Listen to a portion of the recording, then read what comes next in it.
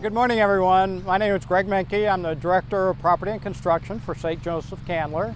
And today, on a beautiful day, we're doing our pour for our Phase 1 of our new campus in South Bryan County in Richmond Hill. So this first building is 15,000 square feet in size. And what we're doing is we've already poured all the major foundations. We did that about 2 weeks ago. And today what we're doing is actually pouring what most people would call the slab. It's actually the concrete that forms the base of the building and all the turn downs. And we have about 260 yards of concrete that we're pouring this morning. And it's 26 of these big cement mixers. If you can relate to that, if you see them going down the road. So we start at 3 a.m. and we'll finish up here in about another hour with the actual concrete and then continue flattening the surface, and we'll be done around 11 o'clock.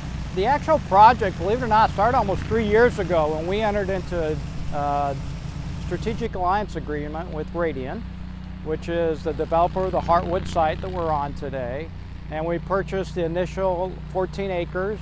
7 acres is what we have cleared to date, and that contains enough area for parking for the new building, as well as some retention areas for storm runoff.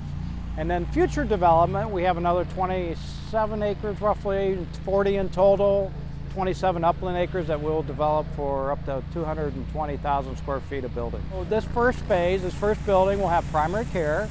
We're going to have our urgent care facility, and then we're going to have something called Be Health.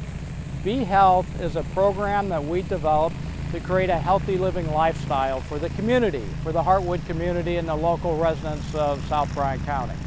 So this again continues our strategy of creating patient access points across the system, and we want to have facilities where our patients live and work.